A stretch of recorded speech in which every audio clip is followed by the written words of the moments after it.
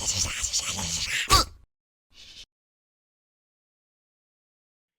everybody to this week's Countdown to Whirl.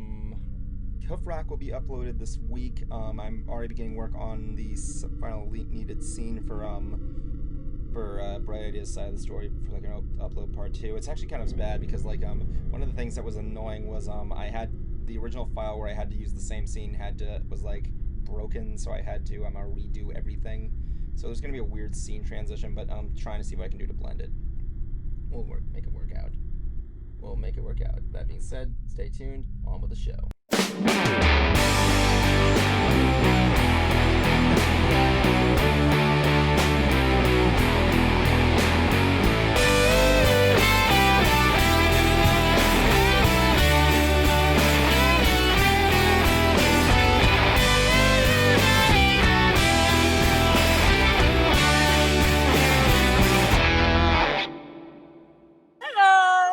Good evening, everyone, and welcome to another episode of another nerdy episode of another nerdy talk show where we talk nerd.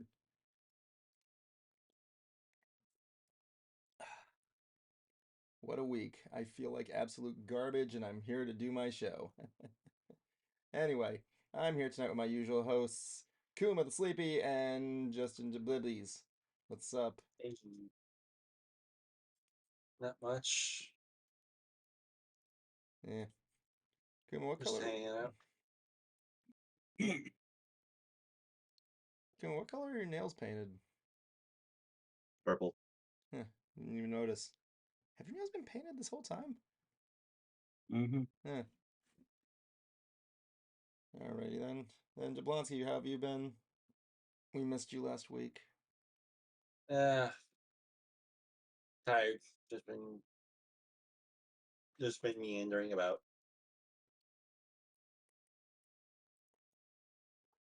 Indeed. Stuff. Steve. Stuff with Steve. Huh? Stuff with Steve. Steven Stuff. Screw Steve. Steve. Who's Steve? Steve Burns. Steve. Steve Bronson. Anyway, with that being said tonight we have one trailer for the night. Where did I put that damn thing? I'm always all over the place with this. Oh wait, I'm not even the wrong one. Sorry. Tonight we got a trailer for Boom. We got a new trailer for Deadpool and Wolverine, where we get to see a new character. I'm a little indifferent about, but why not? We also got a casting for the second season of One Piece, live action series. Can't wait. At San Diego Comic-Con announced its return of Hall H, and we've only got one confirmed returning group. But hey, why not? It's better than none. Cruizer leaves his thoughts on the recent Nickelback documentary, and of course I rode the Tiana's BAYOU adventure ride, and I got thoughts to leave on that. Oh boy. Wait, so what else have you guys been up to this week? No. Nothing really. Just work. Yeah. Oh, work, clean, blah, blah, blah, blah. Alright, don't go chocobo on me. Kuma, what have you been up to this week, man? Mostly trying to figure out shit with my bank, because PayPal and I guess the bank have been messing up or something. But I don't know. I need to get a new card and everything. Oh, I hate when that happens. You didn't get like hacked or anything, did you? Not that I'm aware of, no. Dang. But it's just that I started seeing. It was mostly like Uber Eats. Like it was showing me, like, first it was like my bank caught it saying, "Oh, hey, someone was attempting to use Uber Eats 3 times for like $20 or something," and then it's like, "Oh, hey, you know what? Let's take $2 off," and that went through. But my bank still caught it, so like I talked with them and they canceled my card, but then I found out somehow someone still has my information. I don't know how, because Yikes. they're using my new card, but I don't have my new card yet. So like I'm on the theory that either at the gas station or somewhere my card was skimmed, like because I was using my phone to like the digital code. Oh yeah. Digital card. That. Wait, what? So I like what? If you don't mind me asking, if you don't want, if you don't want to say this is fine. No, What no, bank? no, no, no, Okay, no, no. Yeah, I knew where you're going, so no, that's why I hadn't said the name of all what right, bank I that's fine. use. Yeah, Yes, of course. but no, yeah. So I'm glad they caught it and everything. But yeah, like like today I had to call again to be like, yeah, there's some activity on my account that I'm not aware of because most of what I have is connected to my PayPal that's connected to my card, right? So I'll use the PayPal method on certain websites or whatever things so that it goes through PayPal first so that I can see a transaction on there and it uses my card so I can see the transaction on my bank account Oh, so that I can at least confirm what I paid off of my account on here matches up to what at least I know I did on PayPal. oh yeah. I'm seeing other other transactions from Uber specifically. And to make it even worse, it was transactions for like $18 something, like something cents. So Yikes. so that's how it wasn't flagged specifically. So I'm right here going like I see like I'm just checking my account and being like, wait, I don't recognize these. Because it's saying, oh, it's there's this one place I don't recognize, and then another place that's in Rhode Island. What? Man. Yeah, so I don't know how specifically that they're using my card because it's specifically saying from my account, like it's specifically saying from my bank account that it's going from. Oh really? Really blows. Yeah, not like how I said, like how I have it connected to PayPal, because I could go onto PayPal and be like, yeah, I made this transaction and it matches up to what's off of my account. So Oh, that really yeah, sucks. Like the same so thing, like the same that happened to me twice. Someone broke into my account like twice. Oh, good. DeBlancey's back.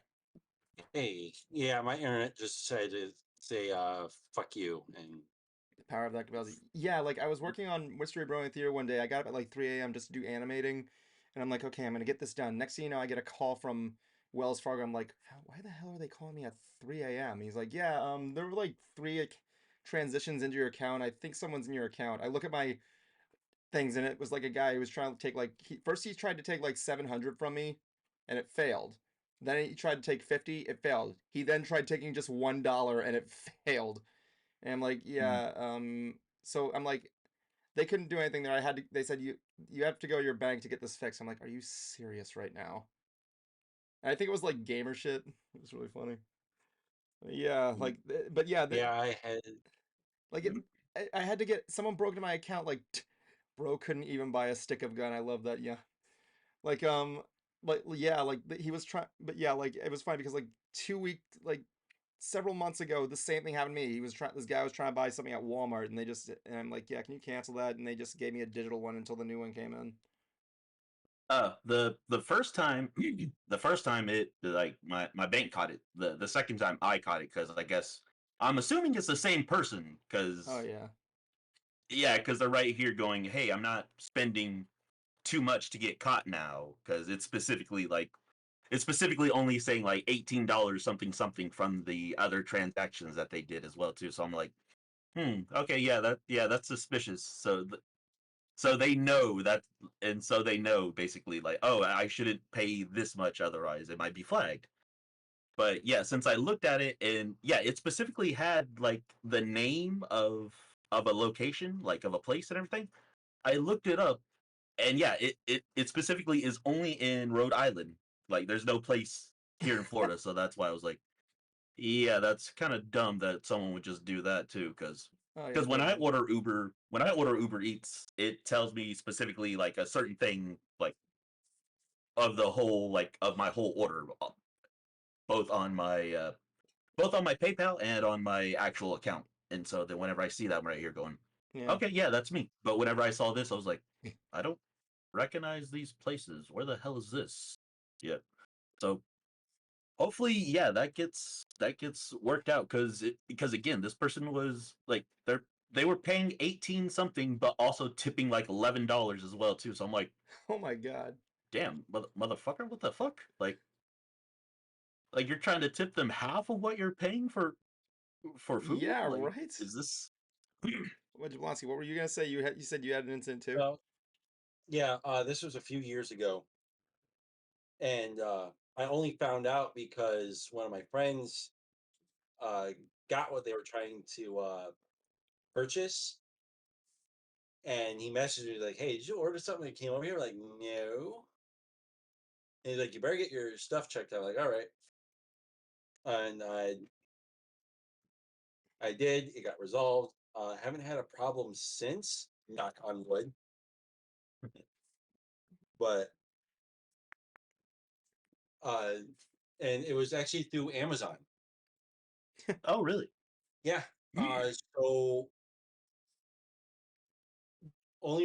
so now only reason why I have a card on my Amazon is for my Prime. Yeah. Oh. Yeah, same. I need to do that again because Yeah. I actually bought that tool you guys recommended to me for my Good. droid, by the way, on Amazon just yesterday. And I got it for like 46% know. off. Yeah, it's good. Yeah, it really is. What I do now is my rule of thumb most of the time is if it doesn't have a PayPal option, I don't really bother with it. Especially if it's a site that I don't know. Like Walmart, Amazon, yeah, it's fine. yeah. Or at least, But or at least a site you know you could backtrack to, at least yeah, something like that. Yeah, at least like yeah, but a merchant you remember or something like that. Because I was yeah, looking at this transaction, going, I don't know who the fuck this is. Like, because it's saying a pizza place. I was like, I don't know where the hell this place is. Yeah. but yeah, my normal thing is it goes to PayPal. So if something's fishy, I go, okay, let me check PayPal. Scroll, 9 times out of 10, it's there. Yeah. Anyway, let's get on with our first segment of the night. There we have the trailer park.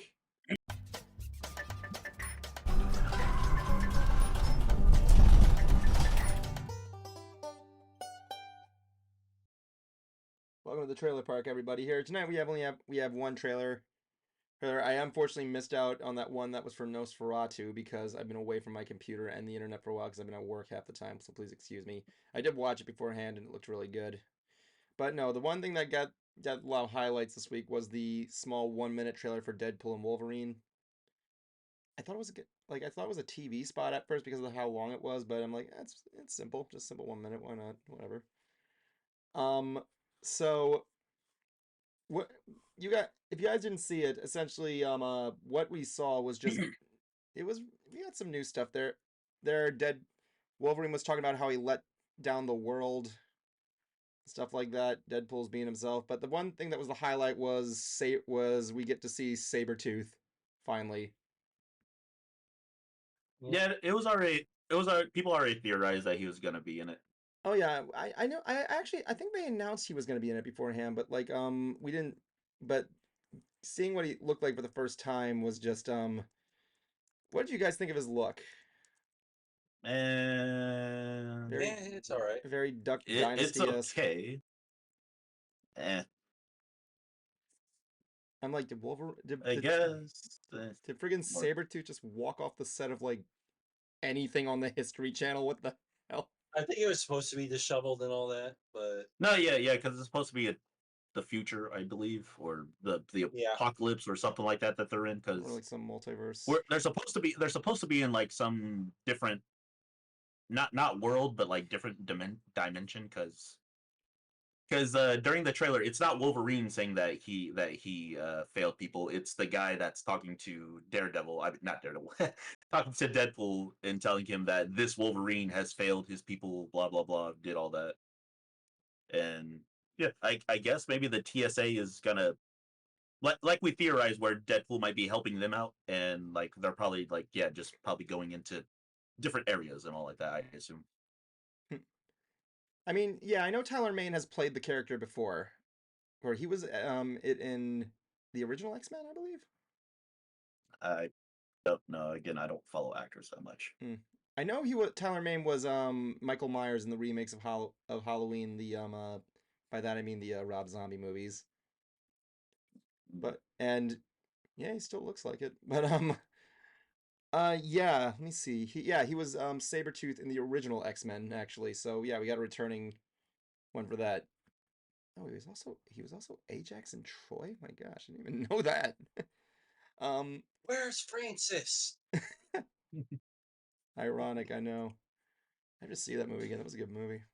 And so, funny thing with that trailer Yeah, is that a lot of people are thinking that the dialogue that Deadpool's saying yeah, was edited in for Could be. something else. No, yeah, it Because a could lot be. of it, Yeah. yeah, like because most their reasoning was like it kind of doesn't make sense for some of it, Hmm. which I can see, but at the same time though too, it's like kind of. yeah, No, yeah, I could believe that just because one, we don't really see Deadpool's actual mouth, so yeah, they could literally just put him yeah.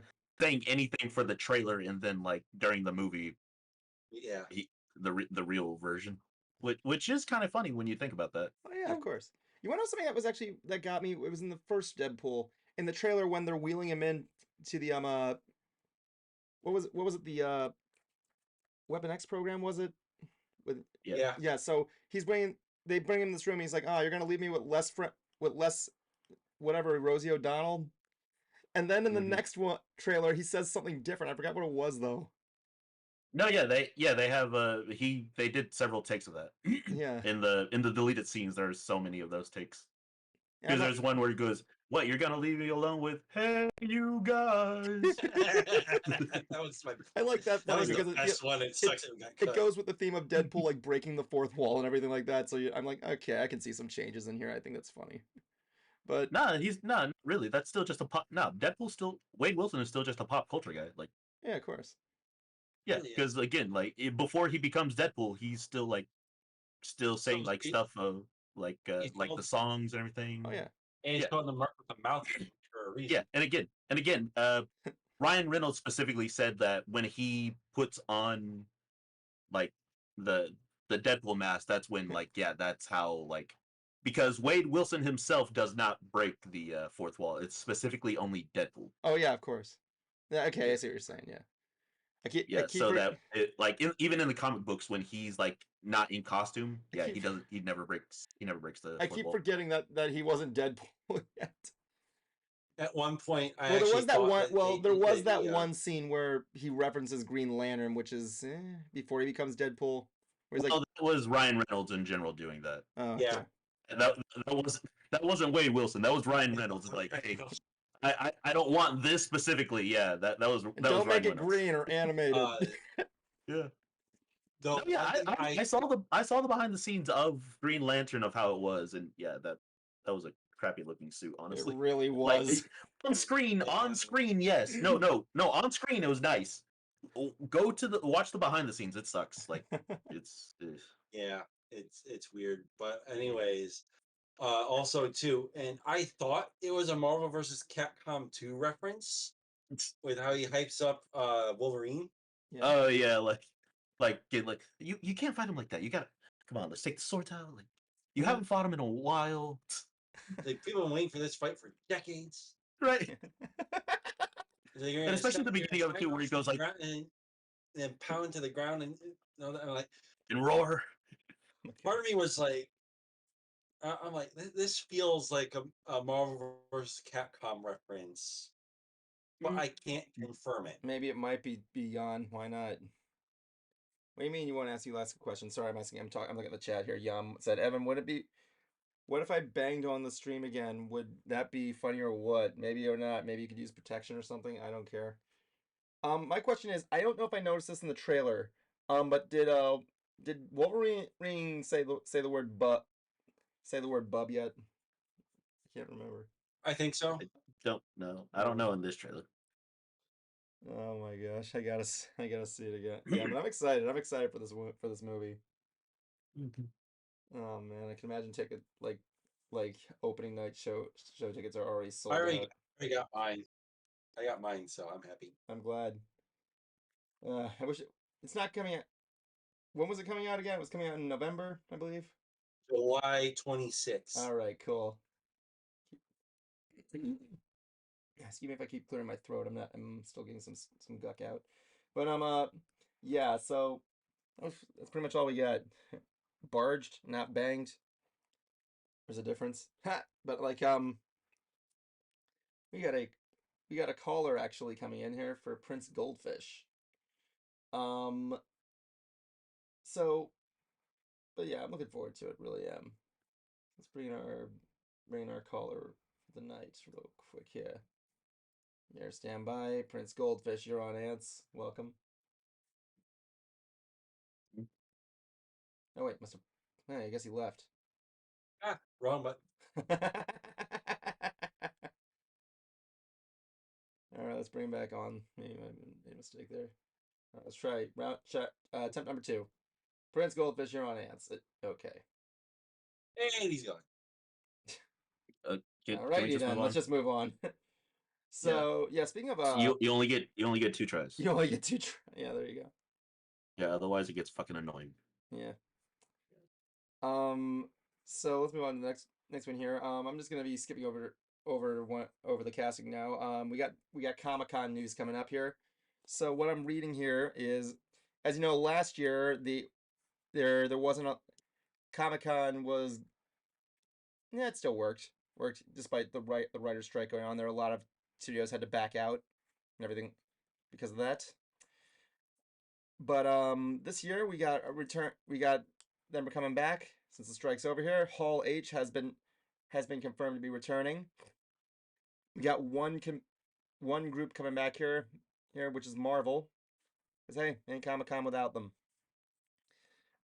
Which is actually kind of interesting because they're returning after a really quiet year so far.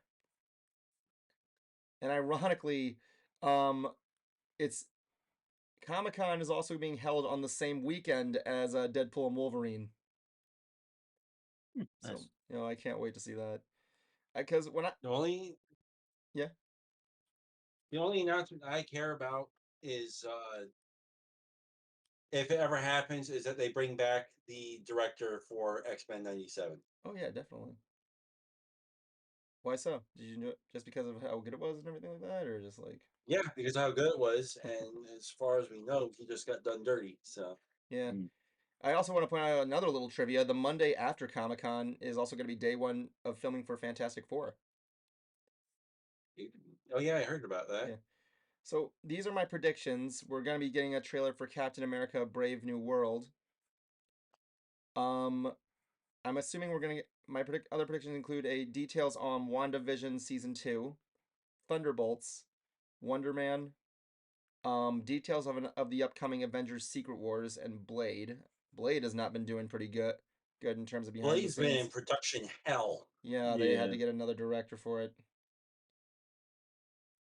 And yeah, I can imagine there's gonna be some other groups coming in there: Paramount, Warner, DC, usual stuff. So, and yes, we will be covering every announcement on Comic-Con when it comes out. Comic-Con Reflect episode. Yeah.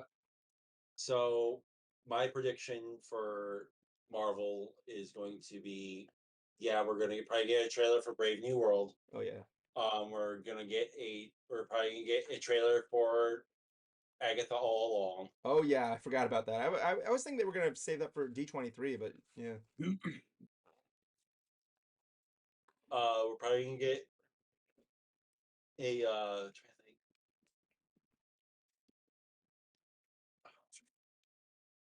We're probably gonna get a couple of announcements, maybe a teaser for Thunderbolts. Oh yeah. Not an all-out trailer, but just yeah, I could see a teaser more, just because we don't fully have like a huge team built yet. With maybe a poster. Well, no, I agree with Jablonski. I can see a teaser more, because then that they could show like, oh hey, this is us getting others part of the team now. Oh yeah. Like that, like because right now I would say they only have wannabe Captain America. Yeah. No, not Val. No, that's the name of the one that's the head of the whole thing. What was Black Widow's sister's name again? I can't remember. Tip of my tongue. I know it's with a Y. I know it's with a Y. Tip of my tongue. Fuck. Was it Yolanka? Or I think so. Yeah, it was Yolanda. Let me take a look real quick. I'll look it up for you. yeah, no, I think it was, Nice. yeah, I'm pretty sure it was with a Y. But yeah, so far we only have her and yeah, wannabe Captain America. Yolanda. That would be No, on the team. we got the whole team announced. Oh, we do. Yelena. Yeah. It's Yelena. So it's gonna be Yelena, Ghost. Can't remember. Ghost. Who's Ghost? Ghost was the bad guy in the second Ant-Man movie. The girl with the suit that's keeping her like whole, and she's out of it. She's like, yeah. Yeah, I that shit. I thought she totally was forgot about gone. her. I thought they Captain defeated her. America from Wish, or Wish Homelander. Oh yeah. Wait, wannabe Captain America? Yeah, that's why I call him his Homelander from Wish. Oh, I call him wannabe Captain America. Either one of them is perfect. Taskmaster. Oh, Taskmaster. Oh yeah. I forgot Taskmaster was. Wait, in is it going to be a new Taskmaster or the same chick? I don't know. Yeah, because I was about to say Taskmaster is usually a title that. I was gonna say Taskmaster is a title that is carried over. It's not just the one specific person. Yeah. Okay, so that's 4. What's her name that keeps popping up? I can't remember. Val. Val, yeah. Yeah. She's the head of it. Yeah. And Red Hulk. Oh okay. We haven't. Yeah, we were talking about that they were getting Harrison Ford. I think it's Abomination this time around. Yeah, it's Harrison Ford, and I cannot wait to see it. Yeah, I was gonna say, but I think they might do Abomination first before that. I think they already did Abomination, unless he was still alive. No, I meant to be in the team. Oh, okay. Like we'll still get Red Hulk, but he might come later on when say if they did the first movie for the Thunderbolts, maybe something happens to Val, and then hey, you're being directed by your new captain or your new head of the Thunderbolts, Captain Ross or whatever. Oh yeah.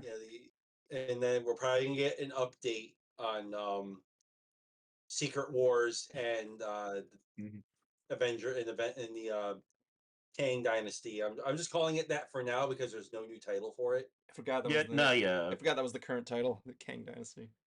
They might stick with it because again, it's just Kang. They're like they might stick with the name because again, like how they stuck with Ant-Man in the Quantum Mania. Yeah, of course.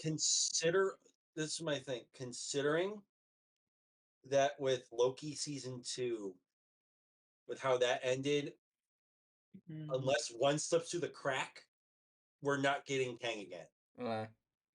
Just give him a break.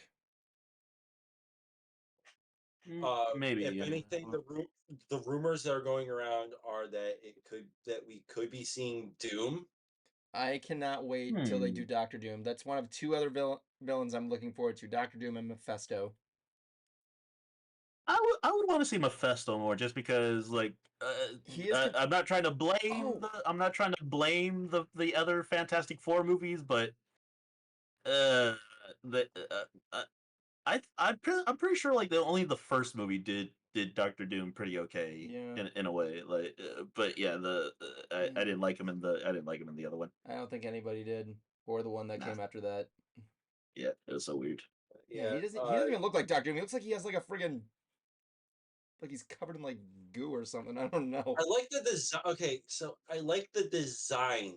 Why? The Doom from Four Stick. Well, I'll give him that. No, I'll give him that. The design was kind of nice. Yeah, I'll give him that. The design was kind of nice. Let me see. It's been a while since I've seen Fantours. Like Doctor Doom. It was just more. I just feel like if they gone with like a horror version for this Fantastic Four, that would be kind of cool. Oh my god! No, it is not cool looking. That looks disgusting. It looks like he's made of fucking glass. What the fuck? You're okay with this version? Yeah. No. I actually thought it looked pretty cool. It doesn't look cool. It looks fucking stupid. It looks so stupid.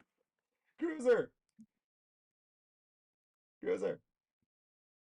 Wake up. Oh, okay, hold on 1 minute. But I could tie this more into like the magical realm, at least, because Doom is supposed to be like somewhat an expert in magic. Cruiser Oh, overfitted. look at the big Cruiser boy. rises. He got his Cruiser first. rises. He got his first bed, I like have to. I'm first fixing. adjustable bed. Since Good boy. I'm trying to get Cruiser in here, so I'm like no one got to see it. I apologize, Cruiser. Like, but yeah, apparently Cruiser rose up from the ashes in his adjustable fucking bed.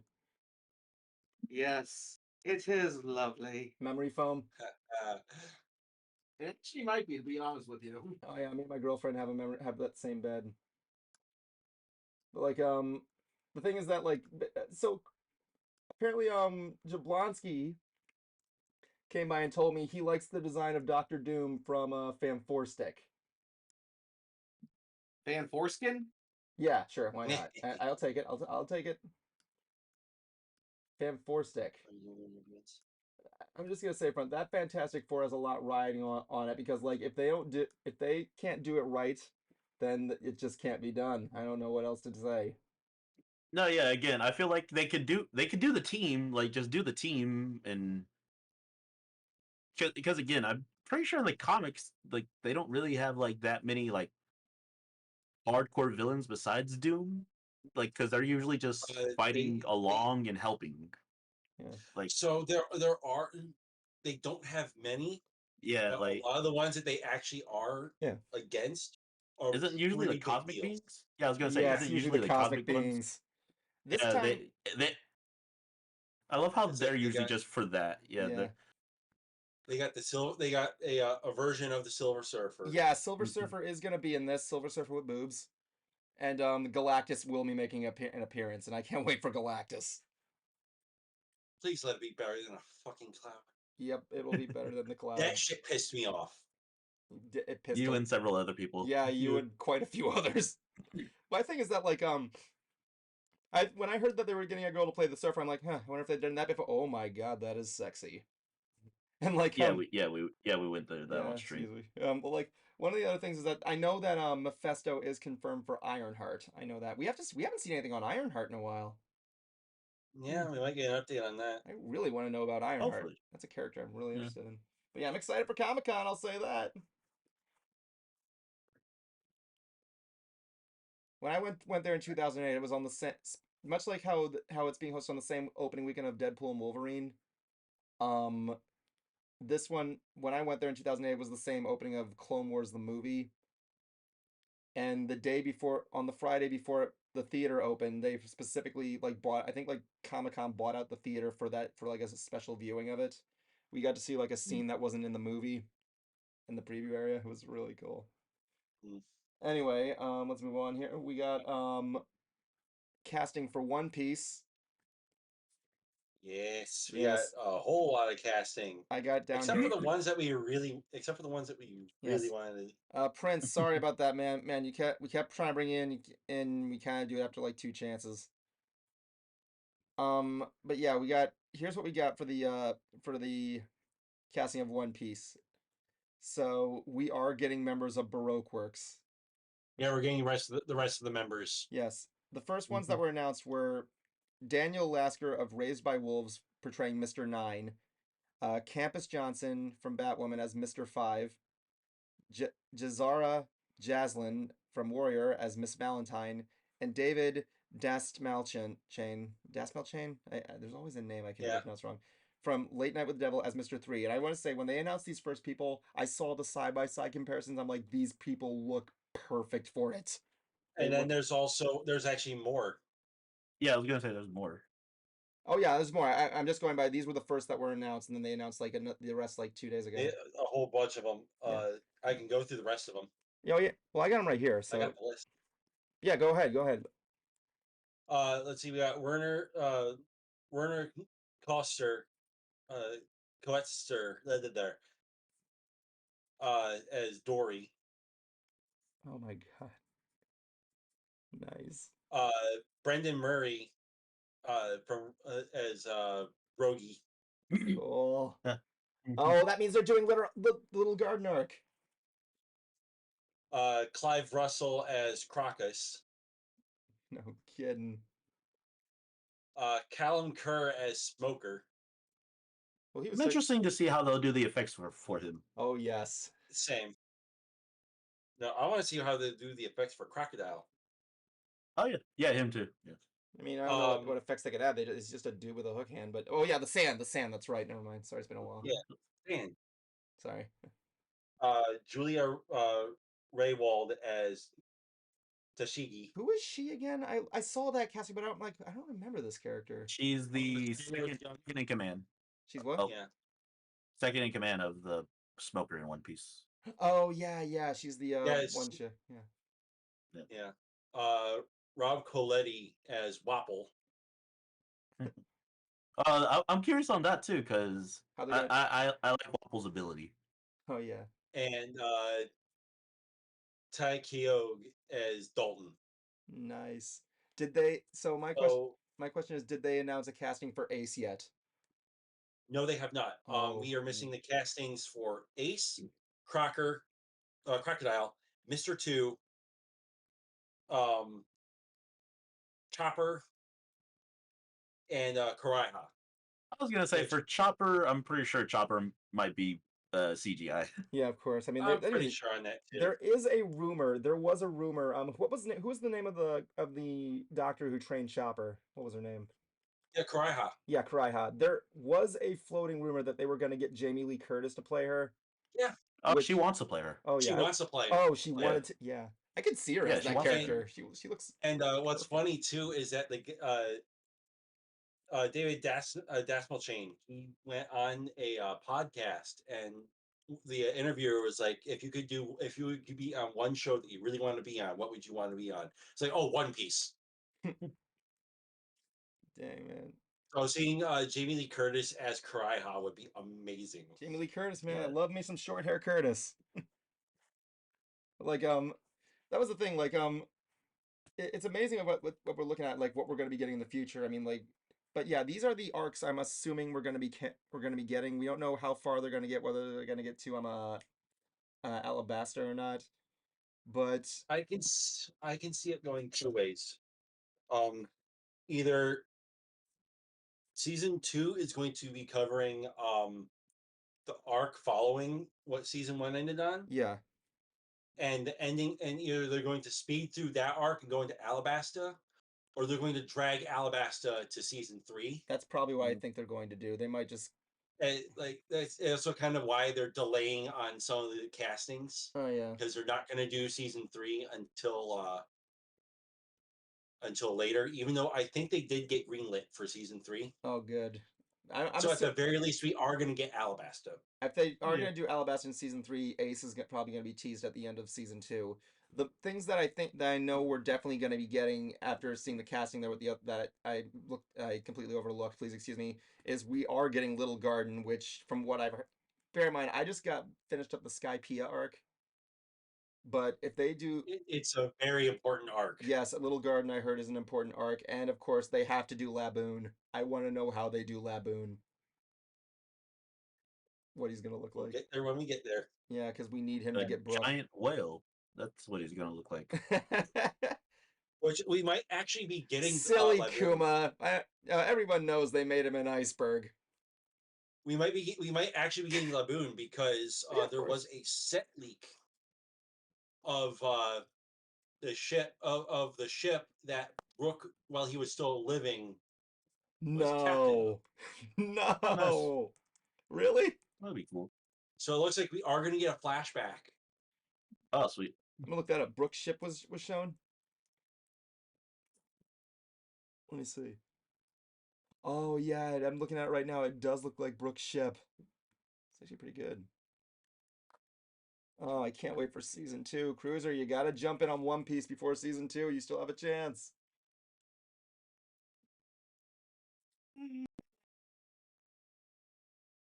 I've heard good things.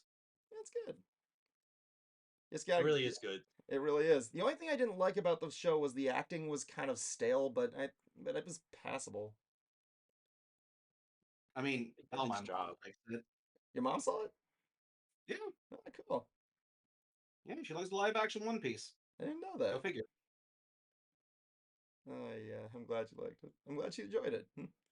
Yeah, we need Laboon. We need the Little Garden arc, which is it's 6 important episodes. That's all we know. But yeah, if they do Alabasta, all I know is that on the end of is that they're probably going to tease Ace at the end of season 2 if they do that, more than likely.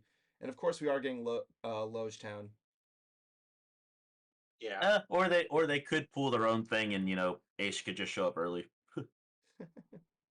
Yeah, might. like Yeah, I mean, they changed so much already in the first season on how characters kind of meet and everything. yeah, So Yeah, they streamlined a lot of stuff, which I am grateful for. yeah. I mean, yeah, I don't mind that they like bypass some stuff because yes, Yeah.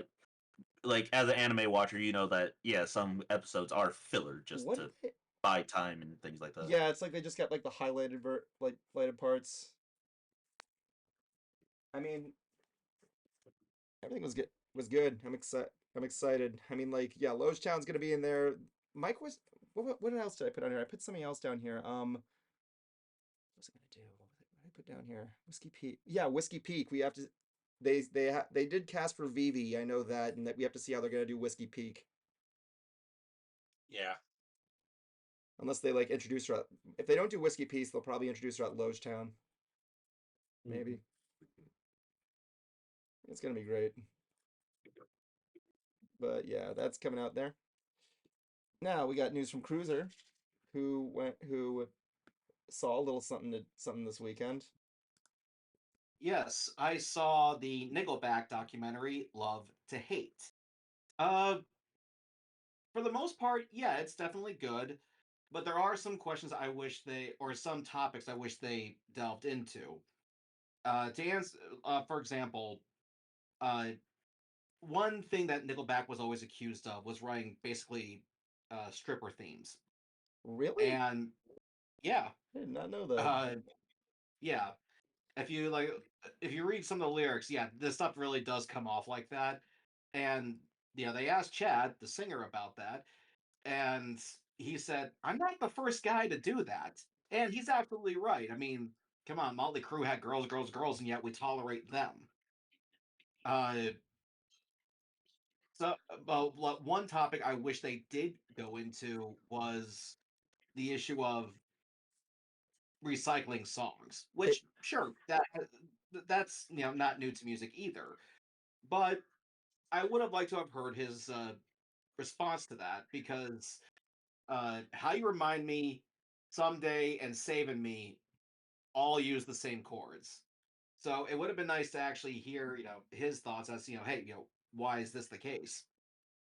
Some critics of, well, at least, the one music critic that I tend to watch from time to time, Todd in the Shadows, said that, at the time, the doc wasn't out, but early film reviews said that it doesn't really dive deep into them as people, which is not entirely true. Like we actually find out that, for those who don't know, Chad's brother is in the band, and as it turns out, they have two different fathers. Didn't know that. Yeah, I didn't know that either. You also get a chance to see how the backlash affected Chad, and it actually affected him, quite a bit. Uh, because everybody knows his face, so people can pick him out of a crowd like that. And he'd be walking the streets of his hometown in Canada. Somebody rolls down the window and goes, "Fuck Nickelback," but that doesn't happen to the other guys. So yeah, he bared the brunt of a lot of it. When you're in the face, when you're like the face of something, I am not surprised. And even the drummer, like he didn't really feel.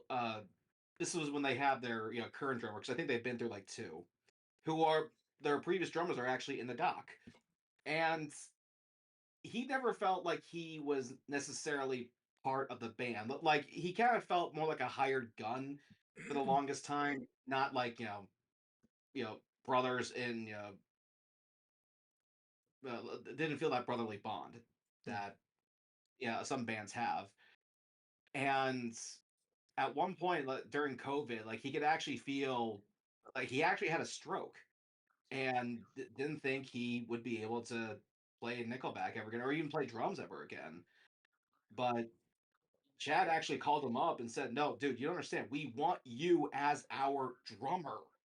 So use this time to get better." And so, yeah, the documentary does actually dive into a little bit to them as people and a little bit into the backlash. there's just only so much you can fit in a documentary. And again, it just kind of makes me feel a bit bad for them because they really did not deserve any of this. They didn't do anything that hasn't already been done. And it's one of the things that also made me a little disappointed with Todd in the Shadows. As much as I enjoy One Hit Wonderland, his reviews, and Train Records, oftentimes, to be fair, I have this problem with a lot of critics. They really do tend to follow the crowd. Uh, because one thing that Todd was talking about was, yeah, the only thing people really care about Nickelback is the backlash because what else is there to talk about? Yeah, but you were the ones who made that important. You're the ones who actually made that a talking point. Hmm. So this is on you, dude. You were part of this hate wave. So my question is, do they ever address the? This is a stupid question. I apologize if it is. Do they cover the photograph meme? Not exactly. They do talk a little bit about the song itself, but the meme, not so much. Look at Uh, this graph. It's I, still I funny. still like the one that I sent you. Look at this Instagram. I think my favorite was, look at this giraffe. It just shows Chad Kroger's face on a giraffe. Yeah, and the other thing that I found out too, and now this kind of comes in two parts here. The first was that Nickelback was signed to Roadrunner Records, the label I used to work for. Oh yeah. Yeah, but Roadrunner was always known as a metal band. Nickelback wasn't. They were just this post grunge band, and a lot of people were pissed off saying, "Roadrunner, you sold out. This is awful. You're supposed to be a metal label." Well, turns out Nickelback actually kept the lights on at Roadrunner Hmm. because their albums did so well. Oh yeah. The second was when their debut album, or at least their Roadrunner major label debut, the label just threw tons of money at it, thinking this was going to be a huge hit. Now the album itself, The State, is a good album, but it didn't recoup all of its money. So the PR guy, Monty Connor's like, guys, this next album better be a hit. And this also kind of goes into what I wish they covered. Because of course, at least if you're going off Wikipedia, when it came time to release the Silver Side Up, which is the album that features "How You Remind Me," Chad would look at other songs that were popular on the radio and say, "How did this become so popular? What did they do?"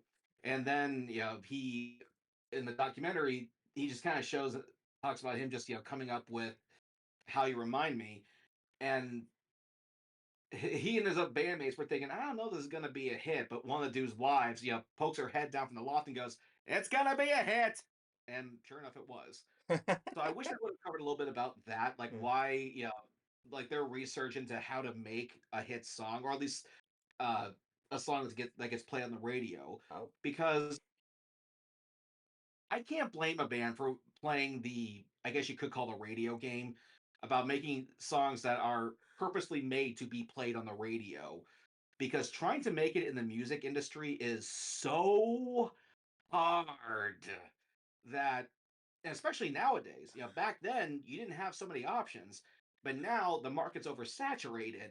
So I don't blame them for playing the radio game.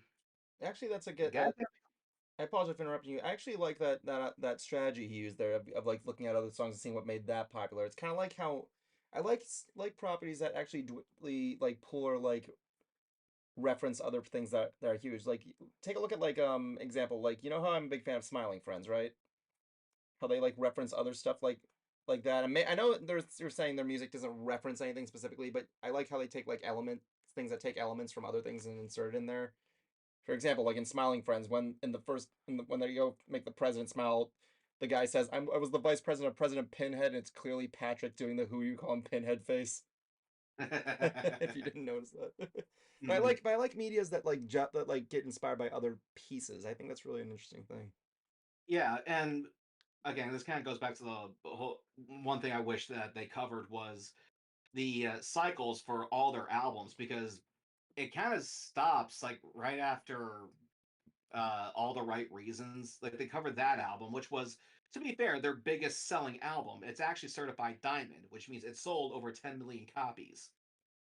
And I wish they would have went over their other ones because there was one album that, frankly, both Jablonski and I completely forgot about called No Fixed Address. And this was the album where Nickelback changed their sound and went pop. And boy, it did not go over well. So I would have loved to have seen what was, that all about. Hmm. But they Yeah. didn't cover it. But yeah, all in all, what do you think of the documentary? If you were around during the Nickelback hate wave and are just kind of curious to know what happened, it's worth the watch. It's on Netflix. Enjoy it. I certainly did. It is worth the watch. Yeah, I mean, I look back at my hatred of Nickelback and I'm like, yeah, I'm not a big fan, but they were I was in that hate train, but weren't as bad as Maroon 5. I mean, basically, the only crime they're guilty of is writing songs that you didn't like. Yeah, I guess so. I mean, like that's actually something I recently learned. Like there are people out there who hate on like stuff that are popular. Yes, Mhm. yes, Prince Golden, I see in the chat. What's up? And one of the things is because like they want to be unique. They want to be that one person that hates on that other thing, be it fact or not. But Yeah. but yeah, like I said, I hate Nickelback, but hey, they're not as bad as Maroon 5. Oh, Yeah, Brandon. yeah, Maroon 5, I hate them. Which does bring up an interesting question. What band or any artist, performer, actor, whatever, is worth the hate? For me, but what instigate what like brings on their hate? No, just for you personally, what artist or performer do you think is worth hating? It's a good Whether they question. have a hate wave or not. When I say hate, I would say some of the first person in the music industry that I would say I hate, Axl Rose. I think Axl Rose is the biggest prick I've ever seen in my life. He definitely has had quite a bit of moments. You've This seen, is I very mean, you've seen the Rocket Queen riot. yeah. He would throw people out of his concerts if they wore like Slash shirts. He would humiliate them on the stage, just pick them out. He'd like stop the song and humiliate that guy. Yeah, Yeah. yeah, Axl Rose is a big prick, honestly. Like, there's a lot of pricks in the music industry. Kuma, what about you? Who would you say would be like the first person? I know nothing that much on any musical person to give an opinion. I see. See, what I about got 2.5. who you got? 2.5. The reason why I say half is because it's more focused on solo than it is with group. Fair enough. Go. The half is Aaron Lewis Ah, from Stain. okay. Mhm. I think when he's with Stain, he's not bad. There are some good stuff from Stain. It's his solo stuff that I have an issue with.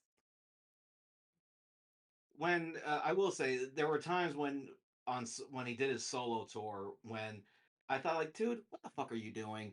In this case, it was when he was about to do a song and he wanted the crowd to be like absolutely quiet. Like, sir, the fuck do you think is gonna happen? Yeah. Hmm. The other one is Kid Rock. Oh yes, Kid Rock. I've heard. Let's put the controversy stuff aside.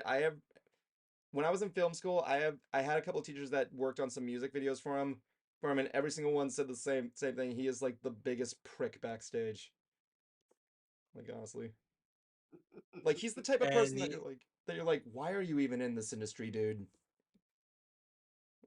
the other one is, I'm going to say, low hanging fruit that is so low it is touching the ground and it's been there for months and actually years. Who? Lost Profits. I Ooh. don't think I've heard of them actually. Don't. I feel so sorry for the other band members, man, because they had I nothing do. to do with the Yeah. singer, but I feel bad for them too. But at the same time, can you blame me for hating on that man?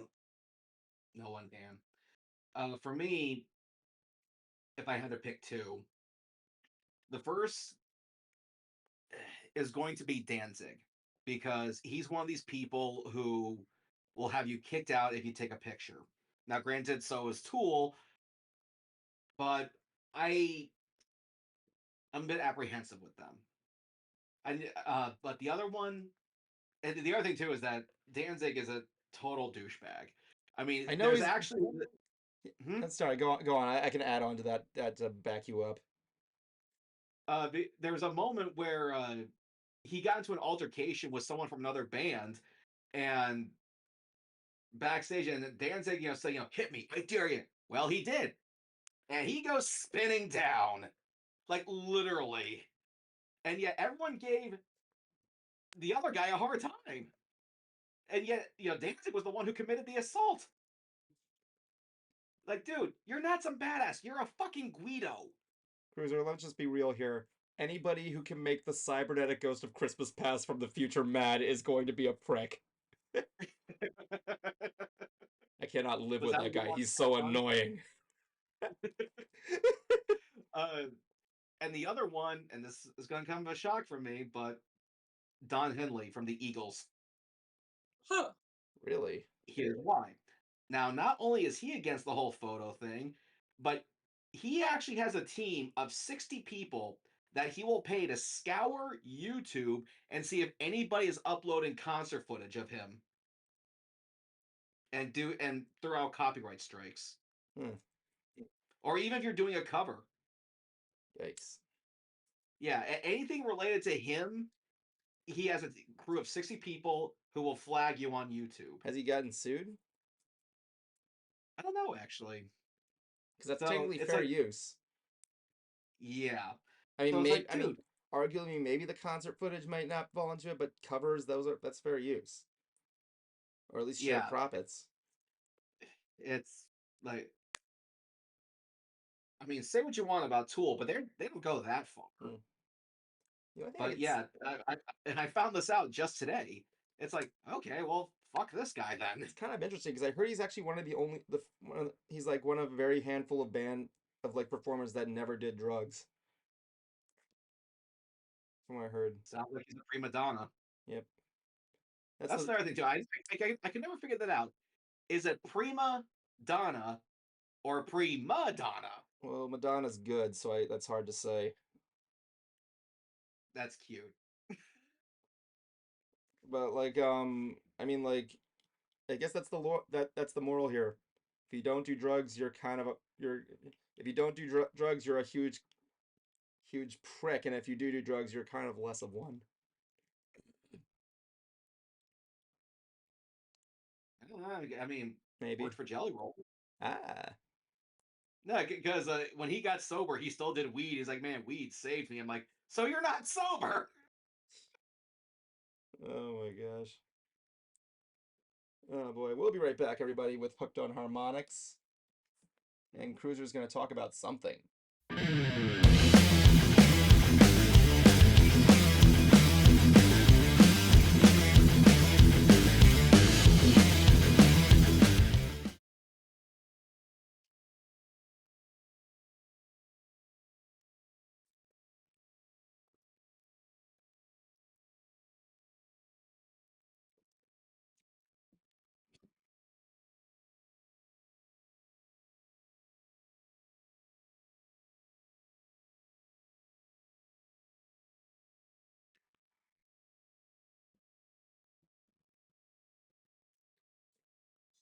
What's going on, nation?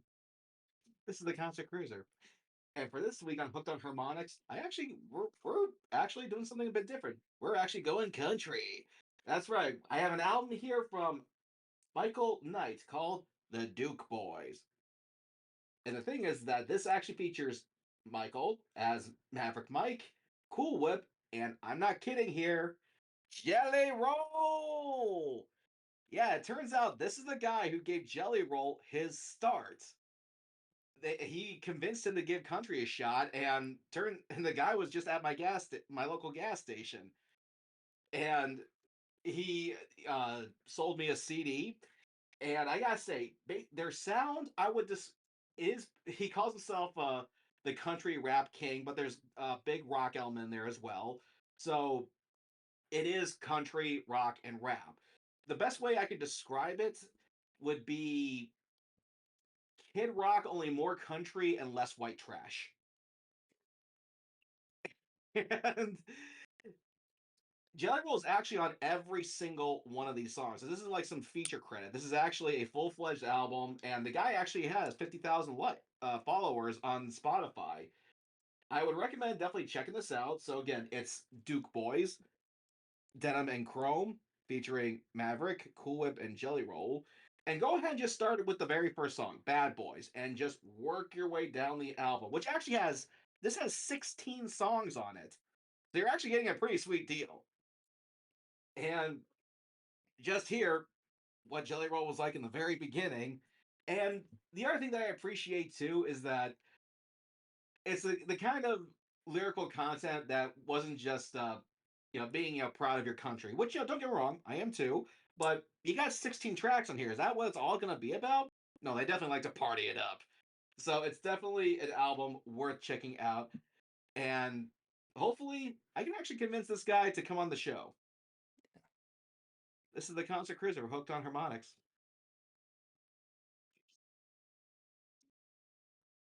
I'm just gonna play the segment intro all the way because I can't watch this all the way through.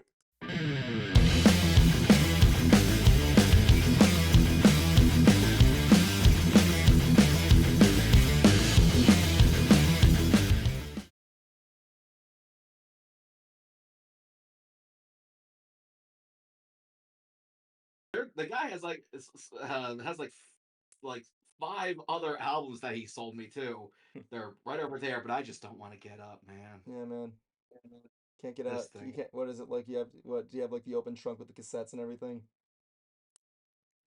And actually, what he did, and I don't know if you can throw this on the stream, Evan, but he actually has this pretty cool custom van that Yeah. has that has paint jobs from a bunch of the albums he's done.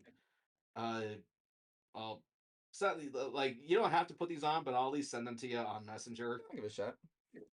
God, I was like, God, we keep mentioning Kid Rock, Blonsky 87. You just describe as white trash. Yeah, I only like one song by him. It's an American Badass. It's American Badass. Which he ripped off Metallica for, by the way. Wait, what?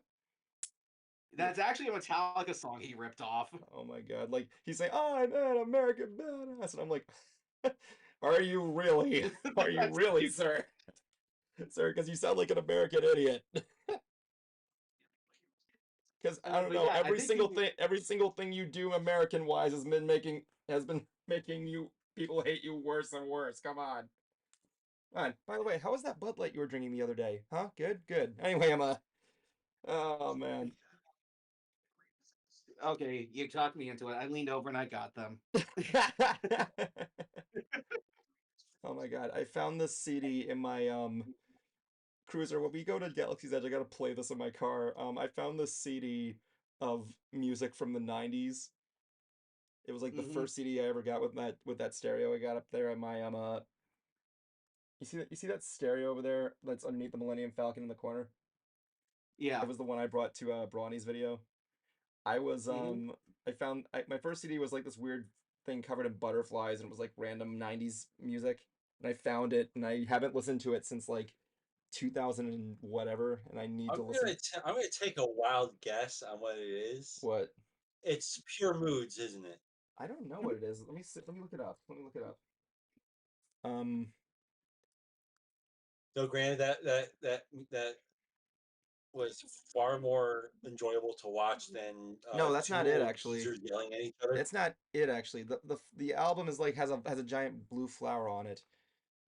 And I haven't heard the music in the '90s, and I want to play it in the car with you just because I want to hear this for the first time with a guy and music. I remember only one thing, and it opens up with a remixed version of "I'll Never Break Your Heart" by the Backstreet Boys. There's also they also had a pretty good song from LFO. If I Can't Have You. But yeah. So if you haven't noticed, tonight I'm wearing green. Because half What's the the Magic occasion? Kingdom was wearing, almost all the Magic Kingdom was wearing green. What for, though? What was the occasion? The occasion, my dear friend, was because everybody just liked wearing green that day. I am not your dear friend. I do not have antlers, okay? I am your human friend. I was gonna say moose, but yeah. Not that's not a joke or anything. I just like saying the word moose. All right, let's get that down there. It was actually kind of cool because like a lot of people were there in the green outfits. They were wearing the Princess and the Frog stuff. Like there was a girl who gave me a little plastic alligator when I was loading Buzz. It's like one of those little gap alligator things. Hold on, let me see if I can grab it. Floating Buzz? Hold Dude, on, that sounds like a drug hold reference. on. Let me go get him.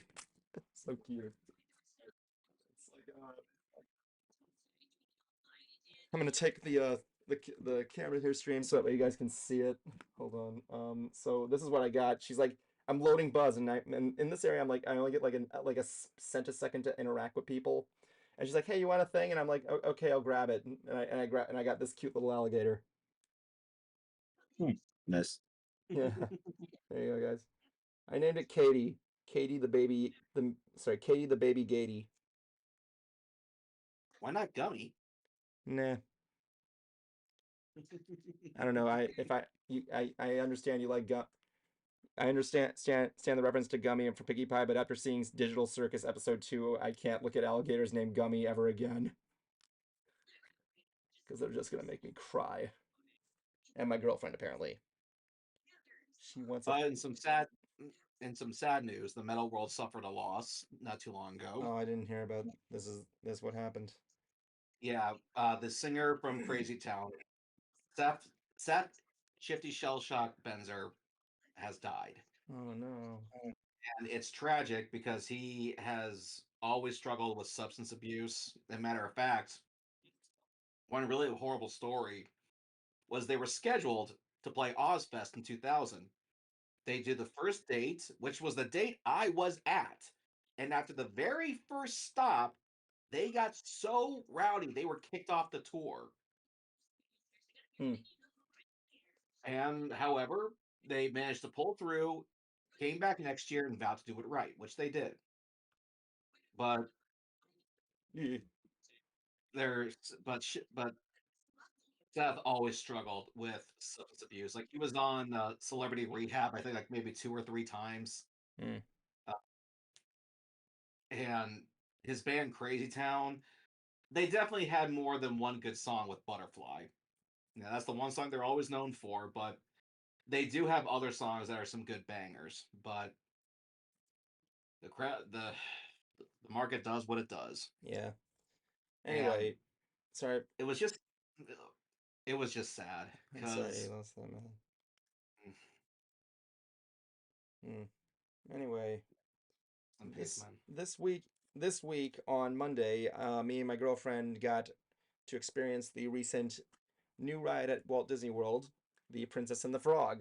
I'm sorry, Tiana's Bayou Adventure. Cruiser got to see the exterior in person, and I believe you said you thought it was pretty good. The completed exterior is not too bad. I thought it was pretty. The one that I saw wasn't, but I will say with all the green flourishing, it looks like a broccoli anus. Not really. It looks. You have to see it in person. It looks just like it's covered in flowers and like grass. You have to see it in person to kind of appreciate it a little bit more. Because last time you saw it, the most you saw was the crown on the water tower. Yeah, like no. Hopefully, I'll get a chance to see it for myself soon. Oh yeah, of course. Yeah. So yes. I just had a thought. What? You know how some people are like, Disney needs more green space. Well, is this green enough for you? We got a princess that wears green. Anyway, so when this was announced, I know it was planned back in 2019. It was announced in 2021 when the world was on fire, but like or burning worse, for whatever you want to take that for its worth, or whatever you want to interpret that as. So yeah, the ride Splash Mountain closed in January of 2023 for the refurb. We gotten previews of some of the animatronics. So I didn't when this was debuted, I had to take a month of avoiding spoilers. I took a month of avoiding like press coverage and what other people were thinking of the ride. I told that to Cruiser specifically. And but I said, here's what my thing. I think going into it, I know what I'm probably gonna get. You remember us having this conversation, Cruizer? Mhm. All right. So I went in and I rode the ride through.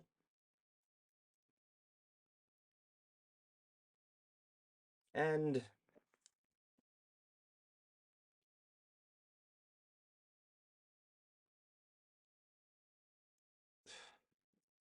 let me just be real here. I didn't like the ride. But if I were to give a final conclusion about it, Like it hurt your soul to say that. well, no, it's not so much that it hurts my soul. It's just kind of is a way of looking at it Dramatic pause. because I did a lot of stuff during the time there after I saw the ride. I actually watched reviews. I read reviews. I've watched so many reviews where I can play bingo at this point. At this point, where I can just pretty much know what they're gonna mention. There's less animatronics. I'm like, there wasn't really that many animatronics in the original. Most of them were just stationary, but whatever. The see, I looked at what the guests were saying. I actually asked a couple of guests throughout the day about what they thought of it, and they enjoyed it. So I'm not gonna hate the ride because it did what it did for the people going there.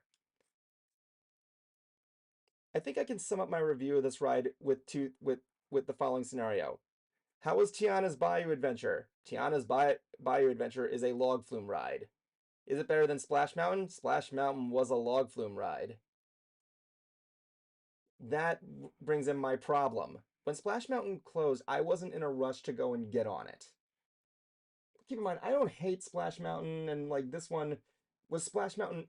People are asking me a question, oh, was Splash Mountain more fun? I'm like, it's the same damn ride. It's the same damn ride. Just different theming. Yeah. So I wanted to go in with the tech when I am looking at the technicals. And as for the technicals, they're good. The animatronics are pretty good. They're lifelike. They look like they came out like 3D iterations, something that came out of the movie. I thought they were great. Mute the score, I thought was great. I liked the new original song. The music was from the movie. I can't argue with that stuff there. The thrill factor, it's the same thing as Splash Mountain. What do you want me to say that's different? There is one thing I liked where Cruiser, you've been on Splash Mountain, right? Yeah. Right? When you go down the second hill that where the bees were, it's the part where Mama Odie shrinks you and you see these frogs in the room. That's usually the room where all these animatronics are in the water, but this time you're small, so you're not going to see a lot unless you want to see the germs on the ground. But like you see these frogs, these two animatronic frogs playing drums. I'm like, okay, that's pretty cool. When you go down, there's like a light that flashes on you that makes you feel like you got hit by something. And I'm like, okay, that was pretty cool. But yeah, the climb up the ramp is where I feel like you missed a big opportunity there. I'm gonna say there is one thing I'm gonna agree with. Yeah, you kind of. I know this takes place technically after the ride. The ride story is Tiana's restaurant became a big success that she got a salt mine and she's opening up her own food brand. And so they're playing a festival for the Mardi Gras celebration, and she's trying to find people to be in the band for the celebration. It's not a good story, but it's passable, I guess. I can't really argue with it. So What? also too, Hmm. you know the stump that was on top of the hill for Splash Mountain, right? The stump? You know how You mean the the dead tree on the outside? the dead tree on the outside on the top of the hill in the Yeah. original ride. Yeah. Apparently, it's in Bayou Adventure. Oh, really? Look in the way back on one of the scenes. I can't remember which one it was exactly. Yeah. They do a little bit of a tribute to Splash Mountain. When you go through Tiana's office, you see like a little statue of a bear and a rabbit. Rabbit Yeah, a with bear, a fox, and a rabbit. yeah, that's good. I think okay, that's cute. So yeah, the thing is, I look at this ride and I do see the effort. They actually do a lot of research. Like when you go through the garden in the beginning, you see like different vegetables that were like grown in New Orleans. You can see like Mama Odie has the beads from Mardi Gras on. The music style is there. Huh? Please tell me she keeps her top on. What? Oh yeah, oh Yeah. yeah, she Oh, does. She does, yeah.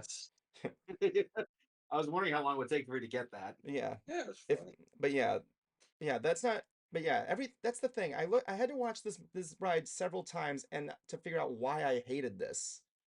Because that's the thing. The ride technically, I keep watching. I look at the reviews, and after watching and reading all these reviews, the overall like finalized is that people's reaction are mixed. Not even mixed two or two. It's just mixed. I'm looking at the ride again. I'm like, what did this ride do that was wrong? And then I figured it out. I figured it out because there's nothing new. Cruiser, I told Cruiser, log flume rides are not good. I'm sorry. Like, what are you going on the ride for? You go up the hill, you go down the hill, you're wet. The end. Go get your photo in the gift shop. Cruiser, you want to sing our song? Or you want to save that for later for the review? You'll have to. We'll save it for the review just because you're going to have to remind me. Because the You one did. song I know that I remember so much is the one I sing right before Pirates of the Caribbean. Yeah, that was the joke. It's like, yo ho, water flumes are lame. You go up the hill and go down the hill. Hell, you're wet. The ride is done. They're all just the same. They're boring and lame. Please give us something that's new, or something like that. I'm like, really, guys? You're like, I looked at the other stuff here. Look at the Frozen ride. Yeah, they use the same layout as Maelstrom, right? Right, but at least they redid the infrastructure for more like effects, and you don't feel like you're on the same ride. Yeah, it's the same track. I know you can recognize it, but you still are mesmerized by like all the space. And I think Tiana this ride works more as a dark ride. I mean, you can say Splash Mountain is arguably a dark ride, but you could have at least done something else different, like change the sides, or better yet, Disney is missing an opportunity on this. You have an opportunity of like updating the modern log flume. Make the boats spin around. Make them when you go down the first hill, make them like go down some rapids. I know it's a bayou, but like make them go like side to side. Hell, when you're a frog, make them go over like little hills to make it look like you're hopping like a goddamn frog. Like something. That is why I hate this ride. They didn't do anything different. So Jablonski, to answer that question earlier, is it better than Splash Mountain? No, it's the same damn thing as Splash Mountain. I had a feeling. And that's the thing. That's why I can't even say the ride did anything wrong. The only thing they did wrong is just it's the same thing as Splash Mountain with a different story. Everything else is fine. I don't fine. That's what got me mad. And that's the thing. Did your dad say anything about it? What? Did your dad say anything about it? He didn't ride it yet.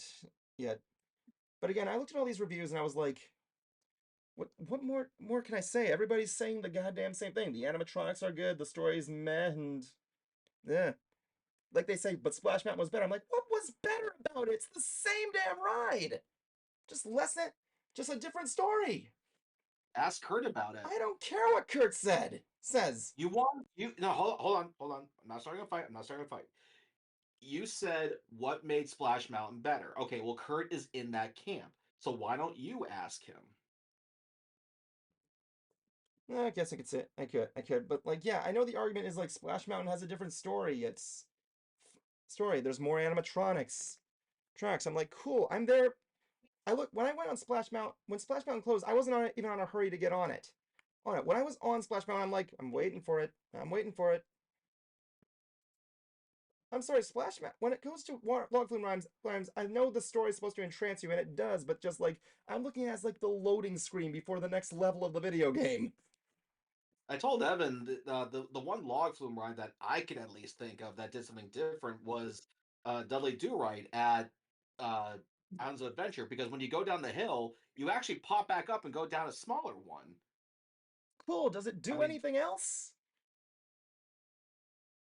Your options are a little bit limited. Oh with my water god, ride. dude! Like I gave like 3 things: make the boats spin around, make them sway side to side, make them jump over in the river. You're a cartoon. You can do anything. Come the fuck on. But this ride is like 20 years old, dude. What? It hasn't been updated. I'm talking about Dudley, not Splash. Oh yeah, obviously. The only ride that I think Log Flume I can appreciate that did something slightly better was Jurassic Park. And yeah, I know it's the downhill thing, but at least they had the courtesy of making it more steep and longer. And to be fair, having the T-Rex, pop out of the smoke, right yeah. before you go down, If pretty you cool. if you think that's a contradiction to what I said, there at least I can at least say Something. it's a better ride. Hell, So even with the rides there, bringing they that had up, aqua animatronics that could go underground. And yeah, the aqua animatronics, I know aqua animatronics don't need to be submerged. They have to withstand like water vapor in the air and everything. And like I said, the animatronics, they look great. They look absolutely fantastic. so with on the topic of the Jurassic, No, I'm not done. Jurassic I'm not Park done yet. I'm Warp sorry. Ride. I'm not done yet, Jablonski. So yeah, I hated this ride. But is it harmless to go on? I guess you could enjoy it. It's like the best way I could say it is it's your ride. Just do whatever if you want like it. I'm not going to spite you for it. I just kind of feel because you're not going to the thrill factor is the same thing as Splash Mountain. I can't really argue with that. So if you want to see it, go see it yourself and kind of judge for yourself. Okay, I'm done. Thank you. So I know. No, I'm not done yet. I'm just kidding. I'm just kidding. Christ. Sorry. Go on. I'm just kidding. So with the bringing up of the Jurassic Park River Adventure, have you guys seen the footage for the updated one over in California? No, I have not. Nah. Some things they do truly better. Yeah. Than the original. I'm gonna just to be clear, we've all ridden the ride, right? Yeah, I've ridden. Yeah, I've rode it like the one and only time I went to Islands of Adventure. Yeah, Back Kuma, in 2010. yeah. I mean, Kuma, you've ridden the Jurassic Park River ride. I don't ride rides. Oh yeah, sorry, forgot. Sorry about that. And of course, Good thing that stuff over here is actually a ride unless you go to Dallas. Yeah, the only person I know who hasn't ridden is Cruiser, but other than that, I think we all have. I mean, Cruiser would never ride the Jurassic Park ride, except he has a million times. So like, yeah. What are you talking about? I've been on it. I know that was the joke. I was implying because you're a Universal fanboy, you go there all the time. Actually, I haven't been there once, but now for me, as much as I would love to go to Epic Universe, it's one of those things right now where it's probably not the best idea to go. Oh yeah, it's gonna be a while. Yeah, I'm giving it a few years before I go to it. Honestly, I'm not. I wouldn't expect. Wouldn't be surprised if Universal had to made like requirements to get into Epic Universe. Like you have to stay at a resort to get into it or something like that. Because the hype is real. The trailer they did for the Dark Universe looks fucking cool. And Danny Elfman did the music for that section. No kidding. Holy shit! Yeah. Wow, they really went out all the distance on that spare. What? How did Hammond put it? They spared no expense. Yeah, there you go. Yeah. Cyberpunk Dracula. I can get into it. Well, let's see here. What but else? they turned Dr. Frankenstein into a woman, so it's woke. That's supposed to be like his daughter, I think, or granddaughter. Yeah. They're essentially pulling a young Frankenstein, but not with comedy. Yeah. I want to see Lady Gaga as Bride of Frankenstein. Oh, that would be good. Yeah, Lady Gaga as Bride. I mean, so there is a rumor that's going around, and you could see it. You can kind of see it in the pictures of the promos. But there's a walk around character in there that is really, really awesome. What is it? The Invisible Man. How did they even do that? You can see him in every picture. Yeah, I was actually watching the Invisible Man movies, the original ones, from and I gotta say, the way they pulled that off, it looks really good. Oh yeah, the original Universal monster movies are great. I like this one scene in the original Dracula where Dracula's talking to Van Helsing. He tries to get him and then he just pulls off this little cross. And then Dracula like walks away like he's like, god damn it. Yeah. Funny enough, my girlfriend hasn't seen those and she's a huge horror fan. We're trying to see if I can show it to her on Halloween. One of my so I'm kind of in the realm of like I keep up with like a lot of the theme park stuff and the entertainment and a lot of the people, the community for it.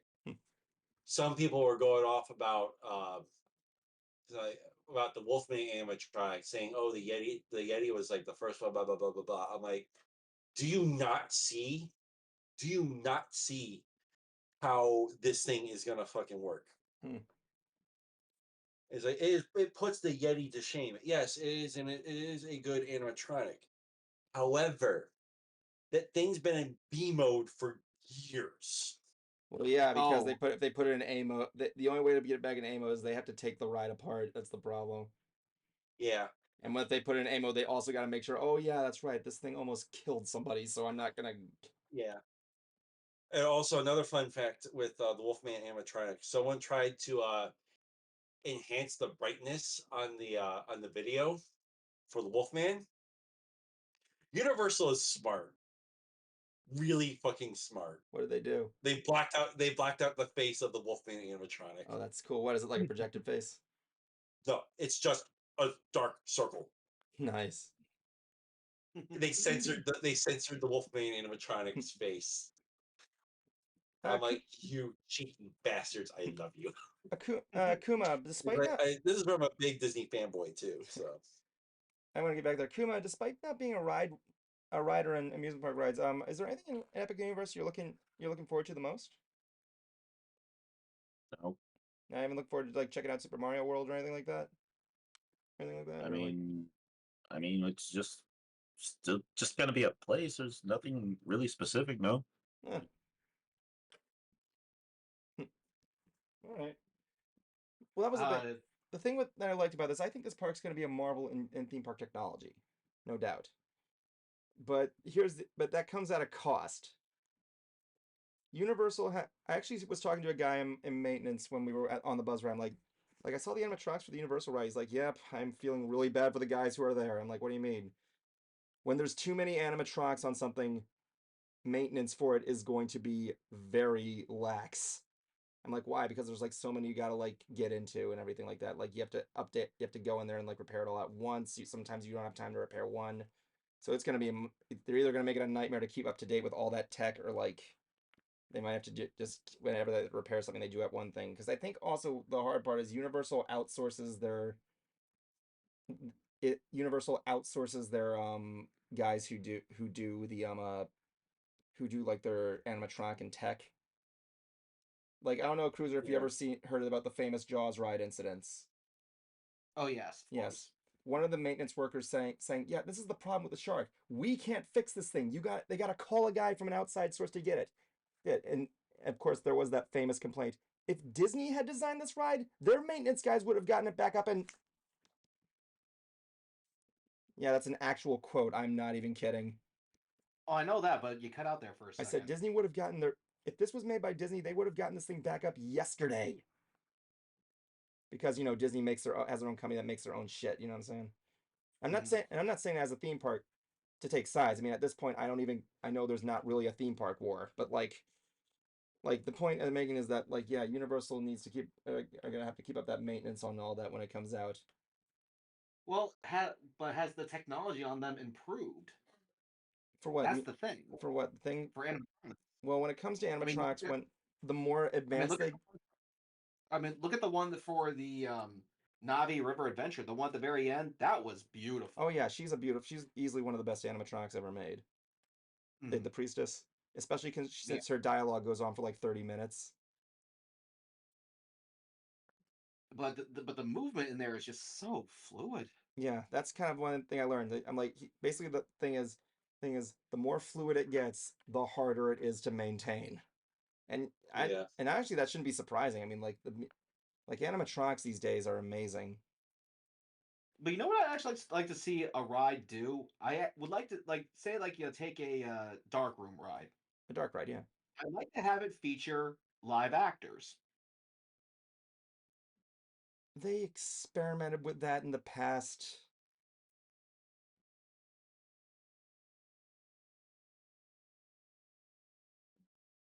It's It didn't. plausible. It's just going to It cost no, more money. yeah, it's possible. Just well, it never really works out there. Some of the like one two examples I got was there was this one in the in Astro World where they had like a Matterhorn clone and they had a guy in a Yeti costume that would just come out and scare the people and the guests that come by that area. And of course, But if you remember though, uh, that old ride, the Great Movie Ride, that featured live actors, granted just two, but still. oh yeah, there was also an experiment in the Haunted Mansion where the night, the night that looks like Gonzo. Yes. That was originally a guy in a costume that used to come up to the thing and scare people. And then apparently they kept getting too close that the people were trying to shoo him away and like, okay, that guy that almost hit me, please. And then somebody got punched in the face, and then they're like, yeah, we're not doing this anymore. And of course, there also was the one that was Alien, that was for Alien. That was for the Alien encounter. Actors in it. Yeah, well, yeah, there was one scene where you have to be cast members could participate in it. You had to flash a light up there, and then the alien kills you and it rains blood on people. I think the best way to say it is you can use live action actors, but only if you're not personally interacting with the guests. Unless it's like you're like the star of the show, like Jaws or like the Jungle Cruise or something like that. One thing I would have done if they were to bring back the Jaws ride, what I would do to actually amp it up is actually have the boat start leaking water as if the ship was sinking. I guess so. I'm actually wondering. I was actually looking at that. I'm like, when I saw turn the corner and saw the boat sank, I'm like, Jaws did that. I'm sorry, the shark did that. Hey, he did it in the first movie. Did he? Yeah. I thought that was their own fault that happened. No, he ran the boat. Remember? I actually remember seeing a video. These fishermen are like out in the middle of nowhere. They're just fishing, and there's this great white that's just circling their boat, just chilling there. It's actually more relaxing to see it. I have to show you. It's really cool. He's not even bumping them or anything. He's just circling their boat, just with the fin out and everything. It's like a huge ass great white, and they're just sitting there fishing while he's circling them. Just watch. He's like, "That knows something we know." Well, let's see here. One thing that I have going on in August, I will be returning to Everfree Northwest. Nice. Yep. The whole thing with the I was possibly looking into going into a horror con in Massachusetts, but that didn't quite pan out. Sorry that happened. But Everfree Northwest, they finally got Andrew Francis, the voice of Shining Armor. I have been requesting him for years. They finally got him. Like, okay, you know what? I can't do Massachusetts, so let's do Seattle. And so now, and let's see, Princess Celestia and Sunset Shimmer will also be there. So I am buying up some toys to take with me to get signed. Only you. I don't know if I've been It's to the Everfree. toy man. Yeah, I can see you right now with your little fucking wagon going. I know, Kuma, didn't you go to Everfree Northwest, or did you just do Grand Brony Nope. Gala? Just the gala. Who else went there then? Was it Jablonski? No, I've only been to the gala, though I was planning on going to Nightmare Nights. And I still have back and forth on going to HarmonyCon. However, I would rather be there with more friends before I make that kind of commitment than. Wait, hold on. Cruizer. What? First of all, Jan, I apologize for not seeing this. Oh, actually, Jan had a good idea. Try and see if you can incorporate a loop mechanic in water flume rides. They should have been an anti-gravity water for the ride. That would be pretty cool. I think apparently Cruiser Higgins is going to be there. Like, 2 members of Mystery Brony Theater are going to be there. Okay. I want to see you guys get a selfie with each other of each of you strangling one another.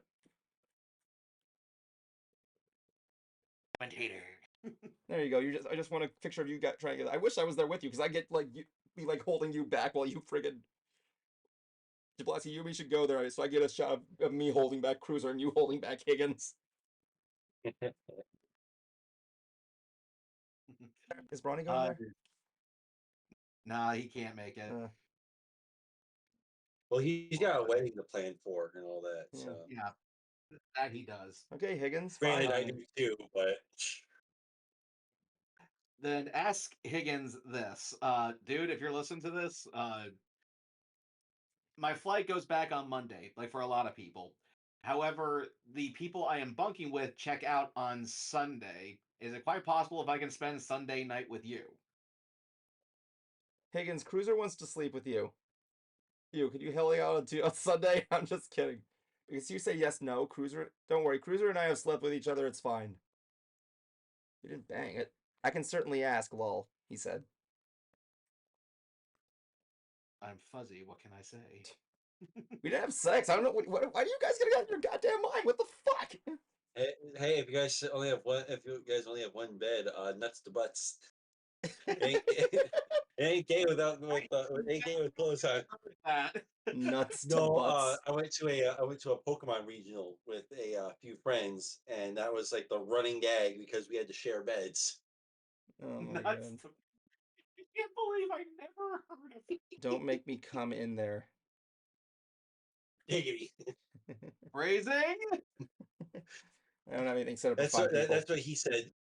Higgins, if you want to guest host, go ahead. We'll bring you in the next Monday. All right, what else? I hate people being quiet. So I don't know, Kuma. What was your best con story?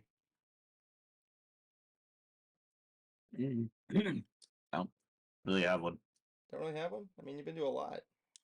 Again, that you have one. Yeah, I mean, I just, I don't know what you're wanting. You plan on going to MegaCon I have this a year? couple, but I don't know. I have a couple, but one of them. But if we're talking about like the best, last year at MetroCon. So Oh my god, I have not yet been to MetroCon. that is when I got engaged. I know. I have a video. I'm still hoping to go to San Diego Comic-Con one year, just because, obviously it's supposedly the mecca of them all, and plus, I got friends out there in Southern California I like to see. Yeah.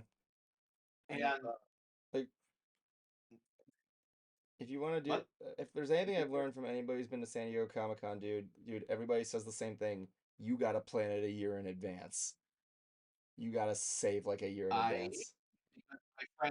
Because my friend Ro that Ben's there every year. That's good. Okay, good. If you got some backup there.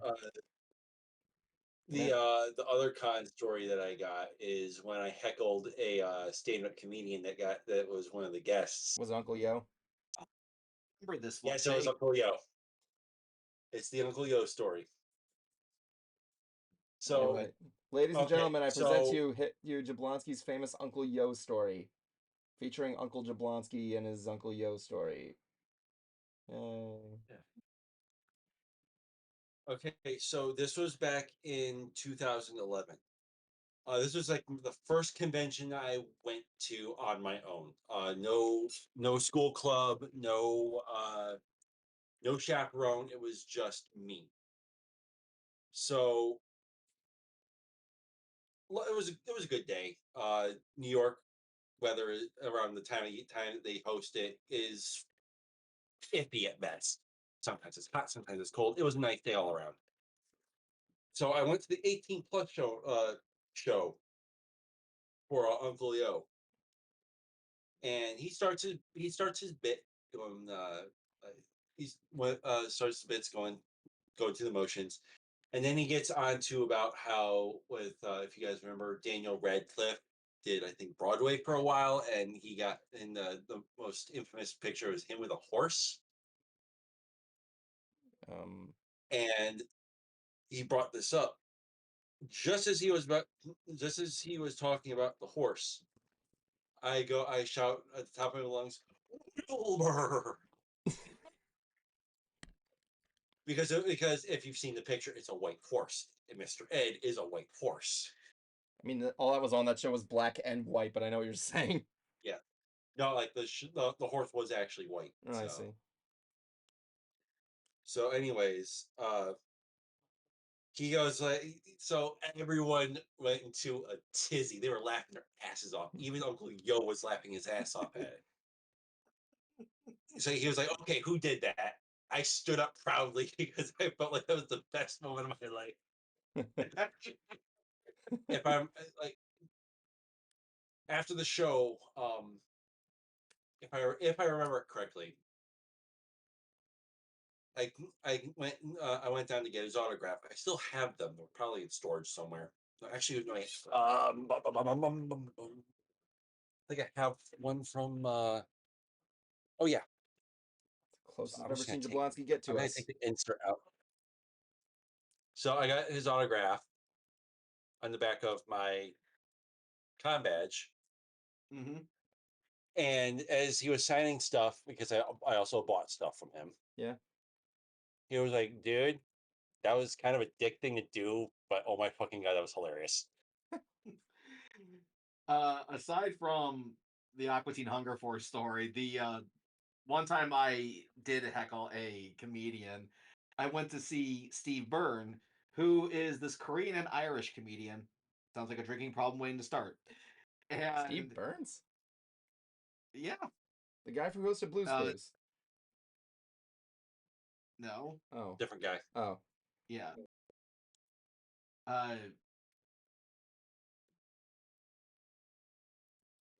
This can't. Oh, great! Now you're gonna drive me crazy. Like no one is. Sorry. Yeah, it's Steve Burns. Okay. But anyway, yeah.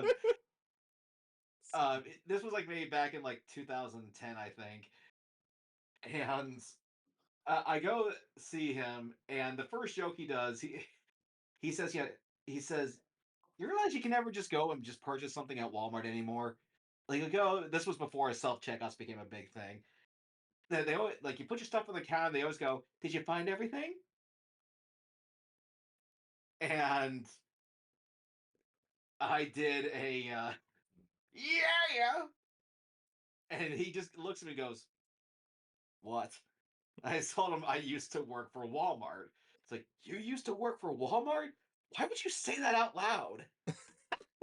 And then he continues to just, pardon the pun, burn me. It's like, oh, by the way, thanks for joining us tonight. Tell me, how's your imaginary girlfriend?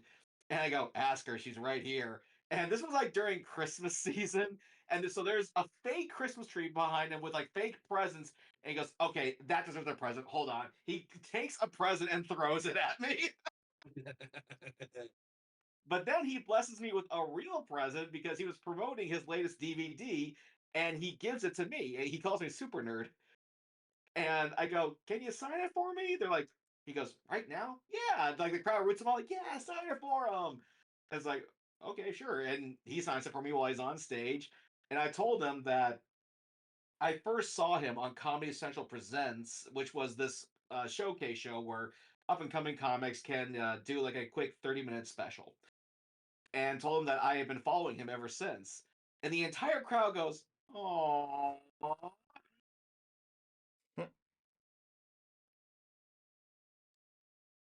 And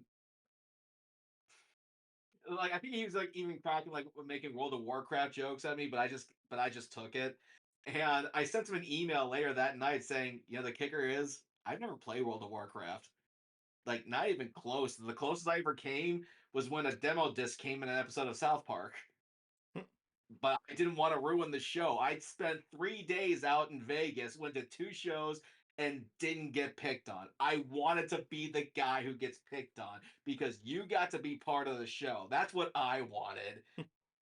Am I a nerd? Yeah, I'm just a music geek, but I just want to keep the show going.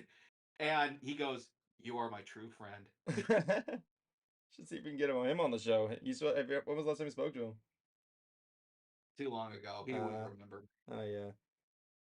I don't know. I don't have anything like that story. I do have a interesting memory. Who was the guy who played Ty on Digimon? That's something. Hey, I'm getting tired, so I'm gonna go ahead and log off. All right. All right. We miss you. Peace. Oh, come on. Anyway, yeah. Who's the guy who plays Ty? Jablonski? Who's the guy who plays Ty on Digimon? I can't remember. So there was one time Bruce, you were there with us, I think. No, Cruiser, you weren't. And Bruce were doing a panel, right? Mm-hmm. And we were just doing a panel. He was twisting. We were answering questions. This wasn't like no, this was Twisting Up the Odds. Yeah, I don't know if you ever seen Cruiser. You ever seen Bruce's Twisting Up the Odds panel? No. It's the if you have and you can't remember, it was the panel that made you cry, or it makes people cry. Because Bruce tells a story about how he was inspired Johnny growing. That's his name. He's if you don't know, Bruce grew up trying to inspire people to not let people tell you what to do. Like one of his stories is he was a balloon artist at this restaurant, and he made this kid he was making balloon artists for this family, right? He gives one kid a penguin, and this little kid saying, "Hey, can you teach me how to make that?" And he says, "Yeah." The kicker, the kid who asked this was blind. Okay then. So yeah, he's done this story so many times, but one of the person he asked for assistance was a friend that I see at this con. Her name is Mari. Cruiser, I think you've met her before. Mari is blind. So he reenacts this thing by helping this person make the penguin with an actual thing. So I got to see like a reenactment of this with an authentically blind person. And I'm like, yeah, if you haven't seen his Twisting Up the Odds panel, Cruiser, it's worth checking out because it will tug at your heartstrings. Anyway, I don't think we were doing that one. If we were, but yeah, we were at the Q&A portion at the end where we're just answering questions. And when he did it with a blind kid, he just describes the motion and everything. How he like guides their hands of how to twist and everything. Yeah. Anyway, so I gotta replaster this thing. So at the end we're doing our Q&A thing. I'm just on my cell phone half the time because I'm and just putting in wisecracks once in a while, and then we leave because next up is the Q&A panel for the guy from Digimon, and we leave, and Mari's husband runs up to me saying, "Hey, you left your phone in there," and I'm like, "Okay." He's like, "Yeah, the guy Ty, I'm just gonna call him Ty, found it for you," and was up there and going like, "Hey, do you anyone know whose phone this is?" So he's like, "Yeah, it's my buddy." He's like, "Wonder how many pictures I can take with this thing." So he starts taking random pictures of everything on them. He takes a selfie. I'm like, "Holy fuck!"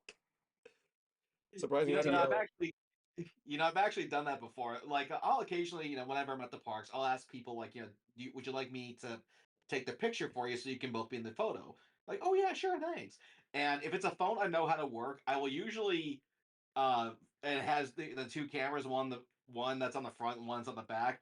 I'll usually flip it towards me and actually take a few pictures of myself and then take the picture of them. Yeah, I do that too. I think so, I like the one where sometimes I'm like, "Okay, quick, first selfie of me," and I'm like, and that. No, here's the. I don't even tell them. That's the thing. Yeah. And then one time, the people I took the picture for found me again, Yeah. and they're like, "Hey, what's with all these other pictures you took?" Yeah. I don't do that. I like people because that leave the selfie mode. I'm like, "Oh, selfie mode. I guess you want a picture of me. Okay, cool." So, one of the other stories that I got too is how I made a friend through heckling his panel. Oh my god. Uh,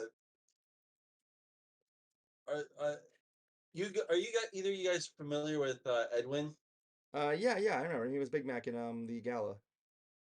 Yeah, I made I started being friends with him after I heckled his Apple Family panel, his Huh. Discord. Oh yeah, of course. I don't know what that guy's doing nowadays. I heard he was pretty cool. He's doing all right. I'm friends with him on Facebook. Yeah, I know last time I heard with him he was swatted, but other than that I can't really remember. He's working at a hotel bar, I believe. I think he was a walker at Oh, one point. Walker, what's that supposed to mean? You ever seen The Walking Dead, dude?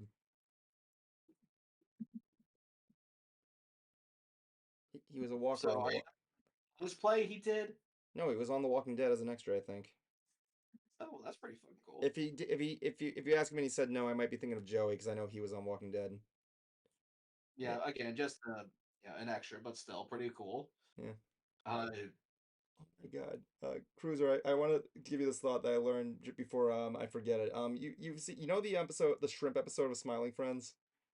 yes. You know the scene where Pim is imagining life with quote unquote Shrimpina, Yeah. and that song's playing in the background. Mm-hmm. Do you know who's singing it? Mm-mm. Jason Page. Who's he? The guy who sang the Pokemon theme. Oh, jeez. I know. The one theme song I have been listening to was "World Without Danger," both the English and the French version. Oh, the Code Lyoko theme? Totally. That's good. Mhm. I found out that I think it was Jablonski who sent this to me. I got a TikTok of the actual French guy who sang the theme performing it at a con. Cool. Yeah, I see. It's it's so kind of it's somewhat charming seeing these people become like little rock stars in their own way. I do like how in the band in Code Lyoko there was actually the band that's mentioned in the thing is the they're first called the Subsonics and then they're called the Subdigitals later in the show in the series. And apparently there's a version they released okay, Jablonski's on. Well, Yes. he did say the internet was acting screwy. Well, anyway, the Subsonics and the Subdigitals they released a CD album and the fake band has tracks on there. I like CDs that do that. Yeah, I will admit I have not seen one episode of Code Lyoko, but I do know that there's one kid that does not go into the digital world at all. And I'm thinking, pussy. Wait, that was Jeremy, I'm assuming. Pro- I don't know, but I just know that there's one kid who doesn't go in there. I'm like, fucking wimp. Well, there's a good reason. Several, actually. One, he's the guy that's controlling things from the other side. He's monitoring their life points. He's monitoring what their enemies around the area. He's basically like the surveyor. Yeah, So, Higgins told me at the same time. He gonna do basically, it. and second of all, he did go into the digital world. It was a bad idea because he almost got trapped and deleted upon doing so because he wasn't Oh, compatible. he's a wimp. No, he wasn't compatible in the world. The computer, I think the computer wasn't able to compatible. I don't know. Well, actually, no. He does go back up. Here's what happens. He goes back one time, but he has to go in like a limbo-ish version to kind of save his friends. So he does go in it technically. The second time he gets trapped in limbo, and the third time he has to go back there to resist the effects of the time travel thing. And everybody basically But is says there like, a 3D model of his character, like that's canon in the show? that's a good question. I don't remember if they did. Did they, Higgins? Did Jeremy have a 3D model? There was in one episode when they do the thing. He's like, "So how do you look on Lyoko?" And he said, and all the other guys are like, "He looked."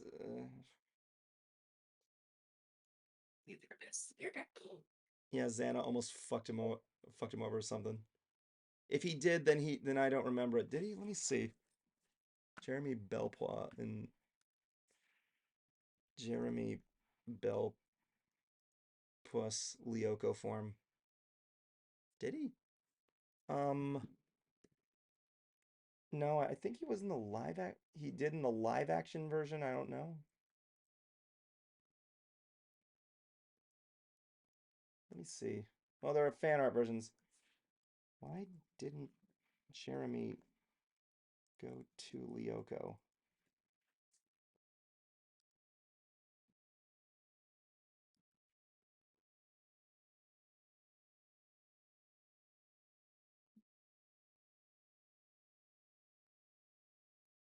That's better. Okay, yeah, there actually is a they're at Cruiser. You're actually right. There is one. Yeah, they're actually they're actually no. You're actually not. Apparently, you're actually not too far off. Honestly, Jeremy has only gone to Lyoko or attempted to a few times because he's afraid of the scanners, despite the fact he operates them. However, he can overcome his fear if his friends and girlfriend are in danger. Danger. So yeah, he did when he went the first time. When he did go in first time, every single time he did, the first time he almost got killed by Xana. The second time he got trapped in limbo, and basically at that point he's like, "No, I'm not going near that fucking thing anymore." And at this point, it's time for the final five. Oh man, it is. But we don't have Jablonski.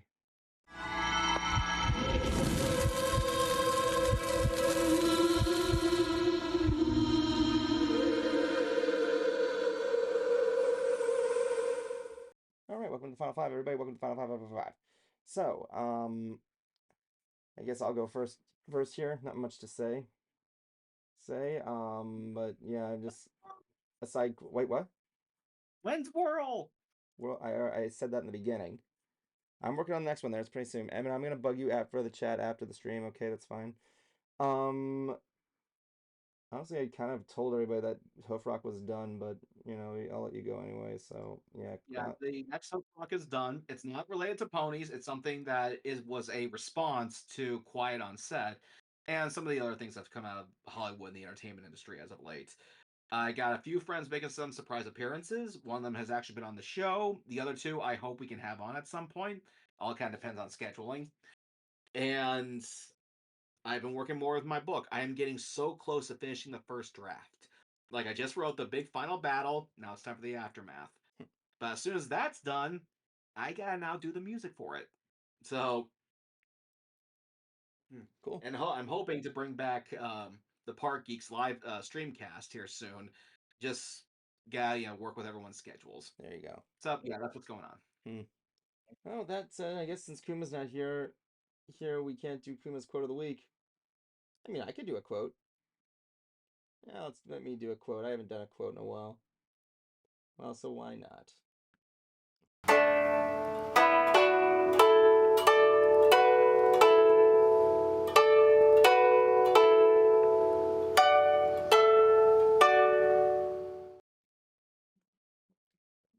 All right, yay! Welcome to Evan's quote of the week.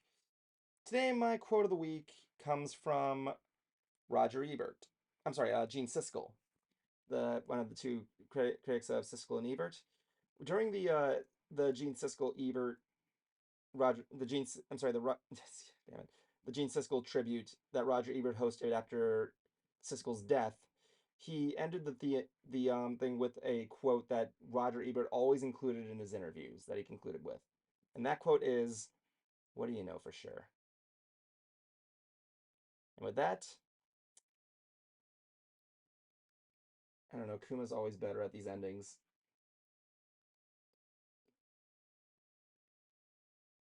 Fuck it, just go to the credits. It's the end of the show, so don't blow it. It's the end of the show, so don't blow it. It's the end of the show, so don't blow it. End it right.